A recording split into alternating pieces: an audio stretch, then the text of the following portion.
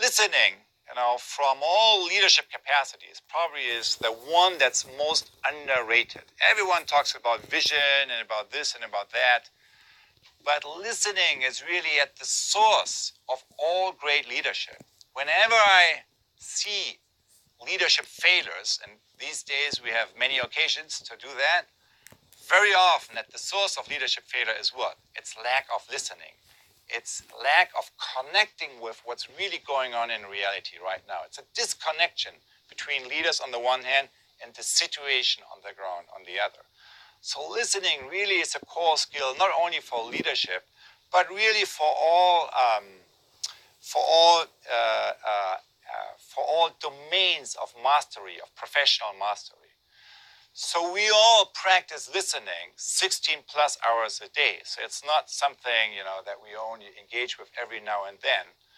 And it is as important for our professional work as it is for our professional life, as it is for our personal life.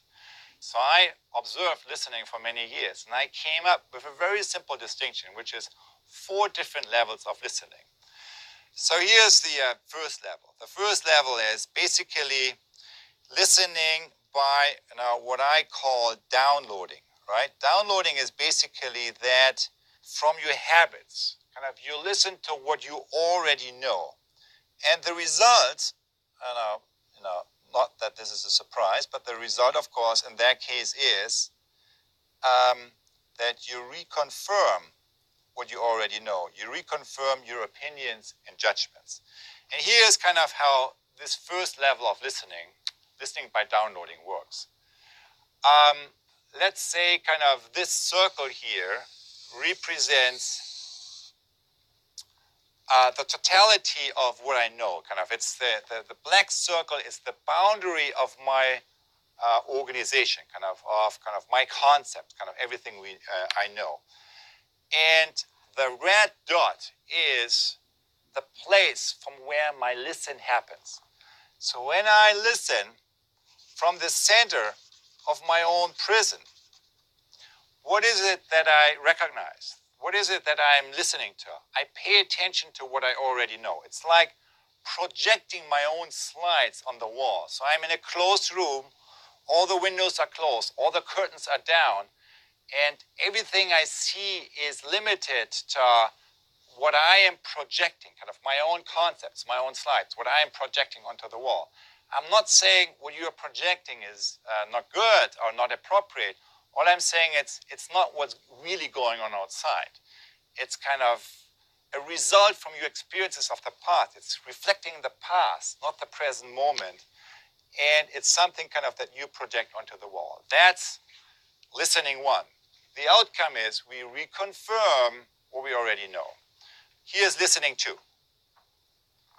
Listening 2 is factual listening. And the essence of factual listening is that we notice what's different, right? We are noticing differences. We access the open mind.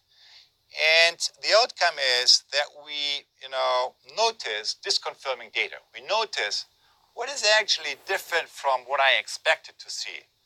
Charles Darwin was known to always have a notepad on him where he would write down observations that contradicted his theory, because he knew exactly what our mind is doing.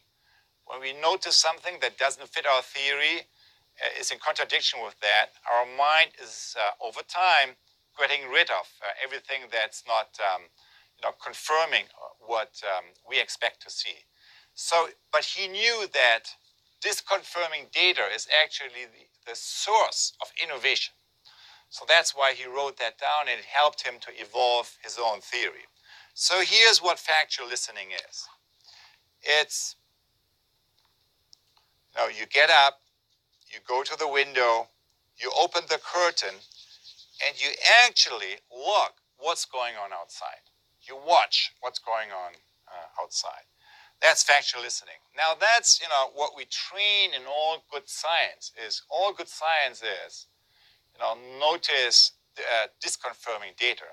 But for all of you, for all of us who deal with complex social change processes, this is not good enough. There are two additional sources of listening that are very critical and that need now our skills and intentional skill development. The third level is empathic listening.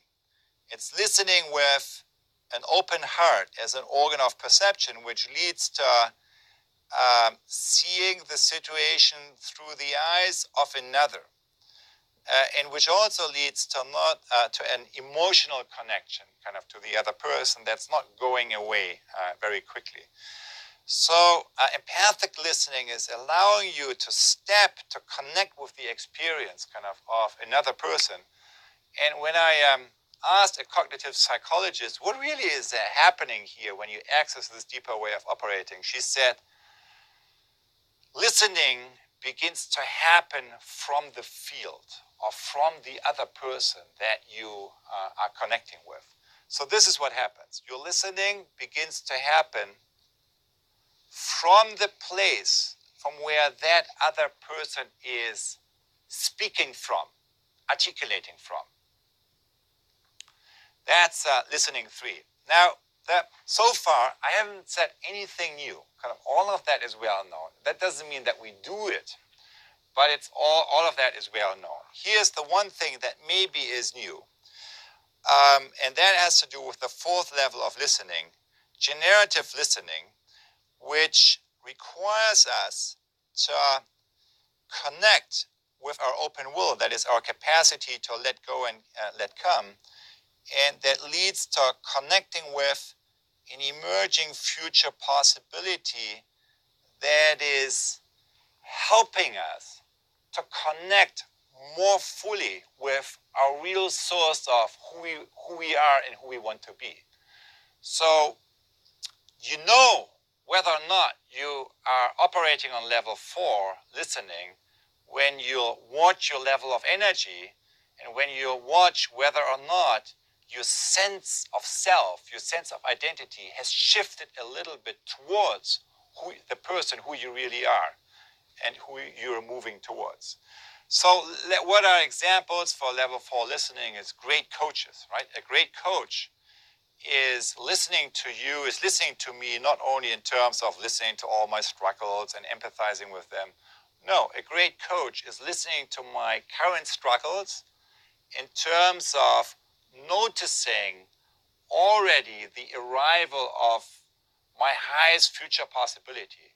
So connecting, seeing in me my tomorrow self, my emerging future self, and by paying attention to it, helping me to actually connect with that. So that's what great educators do. That was great leaders do. They don't see you in terms of only your past, but they see you in terms of your highest future possibility. And that's kind of what this fourth level of listening is about.